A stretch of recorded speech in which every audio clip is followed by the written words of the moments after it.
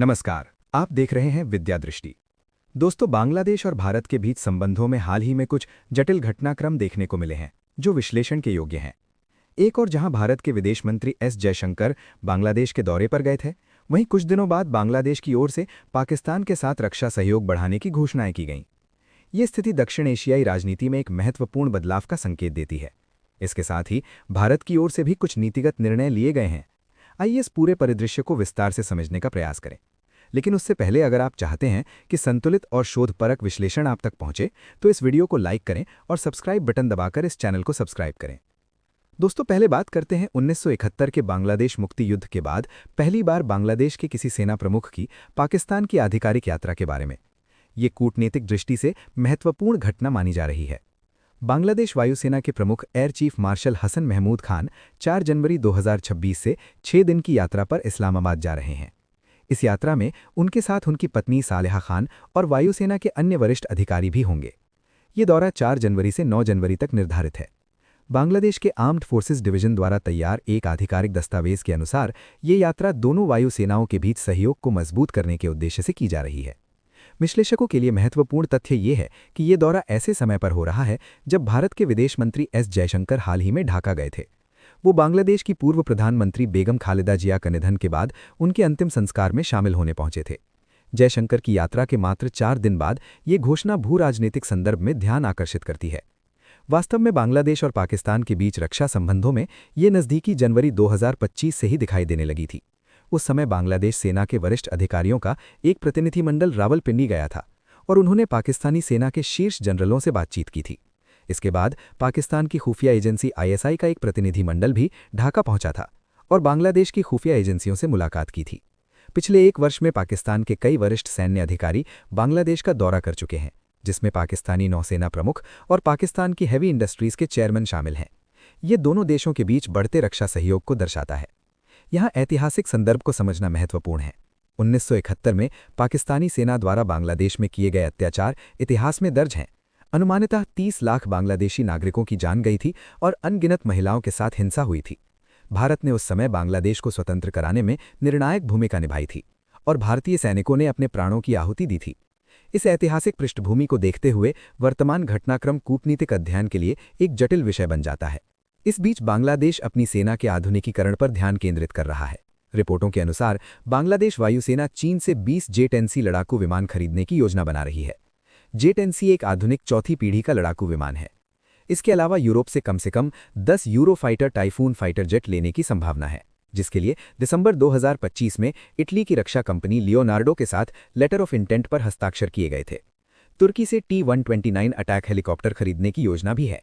बांग्लादेश की नौसेना भी चीन से पनडुब्बियां और नए युद्धपोत प्राप्त करने की दिशा में कार्य कर रही है।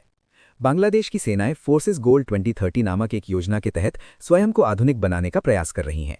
इस योजना का उद्देश्य बांग्लादेश की सेना को दक्षिण एशिया की प्रमुख सेनाओं में से एक बनाना है।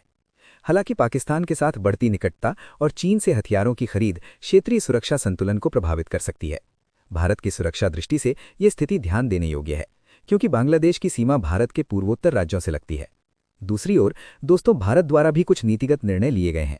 पहला निर्णय क्रिकेट के क्षेत्र से संबंधित है। बांग्लादेश के तेज गेंदबाज मुस्तफिजुर रहमान, जिन्हें कोलकाता नाइट राइडर्स की टीम ने 9.5 करोड़ रुपए में खरीदा था, उनके IPL में खेलने पर BCCI ने रोक लगा दी है। इसके साथ ही भारत और बांग्लादेश के बीच द्विपक्षीय क्रिकेट सीरीज को भी अनिश्चित काल के लिए टाल दिया गया है। ये बांग्लादेशी क्रिकेट बोर्ड के लिए आर्थिक दृष्टि से महत्वपूर्ण मामला है। इसके अलावा एक और महत्वपूर्ण मुद्दा गंगा नदी के जल बंटवारे से संबंधित है। भारत और बांग्लादेश ने गंगा नदी के जल बंटवारा संधि को नवीनीकृत करने की औपचारिक प्रक्रिया शुरू कर दी है। ये संधि 1996 में हुई थी और दिसंबर 2026 में समाप्त हो रही है। दोनों देशों की तकनीकी टीमें हर 10 दिन में पानी का स्तर मापने का कार्य 31 मई 2026 तक करेंगी। भारत की सेंट्रल वाटर कमीशन के वरिष्ठ अधिकारी इस समय बांग्लादेश में तैनात हैं, जबकि बांग्लादेश की तकनीकी टीम भारत में कार्यरत है। ये माप भारत में फरक्का बैराज और बांग्लादेश में हार्डिंग ब्रिज के पास की जा रही है। ये गंगाजल संधि 12 दिसंबर 1996 को भारत के तत्कालीन प्रधानमंत्री HD देवगौड़ा और बांग्लादेश की प्रधानमंत्री शेख हसीना के बीच हुई थी। विशेषज्ञों के अनुसार इस बार संधि के नवीनीकरण में भारत संभवतः 30 वर्ष की जगह 10 वर्ष की अवधि का प्रस्ताव कर सकता है और जल आवंटन में भी परिवर्तन हो सकता है। ये भारत के लिए एक महत्वपूर्ण कूटनीतिक साधन है। अब प्रश्न उठता है कि बांग्लादेश की विदेश नीति में ये परिवर्तन क्यों हो रहा है। इसके पीछे कई कारण हो सकते हैं। पहला, बांग्लादेश में शेख हसीना की सरकार के बाद जो नई सरकार आई है उसकी विदेश नीति की प्राथमिकताएं भिन्न हो सकती हैं। मोहम्मद यूनिस की अंतरिम सरकार में विभिन्न राजनीतिक विचारधाराओं के लोग शामिल हैं। दूसरा, पाकिस्तान की खुफिया एजेंसी आईएसआई बांग्लादेश में सक्रिय बताई जाती है। तीसरा, चीन बांग्लादेश में भारी निवेश कर रहा है और इसे अपने बेल्ट एंड रोड इनिशिएटिव का हिस्सा बनाना चाहता है।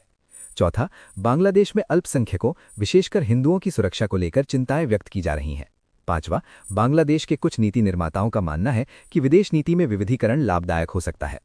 हालांकि ये समझना आवश्यक है कि भारत बांग्लादेश का सबसे बड़ा पड़ोसी है और दोनों देशों के बीच ऐतिहासिक, सांस्कृतिक और आर्थिक संबंध गहरे हैं। भारत से बिजली, जल संसाधन और व्यापार में बांग्लादेश को महत्वपूर्ण लाभ मिलता है। दोनों देशों के बीच संबंधों में किसी भी नकारात्मक बदलाव का दोनों पर प्रभाव पड़ सकता है। भारत की दृष्टि से यह आवश्यक है कि वो अपनी सीमाओं पर सुरक्षा को प्राथमिकता दे और क्षेत्रीय घटनाक्रम पर नजर रखे। साथ ही कूटनीतिक माध्यमों से बांग्लादेश के साथ संवाद बनाए रखना भी महत्वपूर्ण है। दक्षिण एशिया की स्थिरता और समृद्धि के लिए सभी देशों के बीच सकारात्मक संबंध आवश्यक है।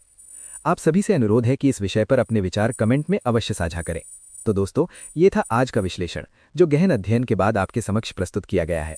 कृपया इस वीडियो को लाइक करें और अपने मित्रों के साथ शेयर करें। धन्यवाद।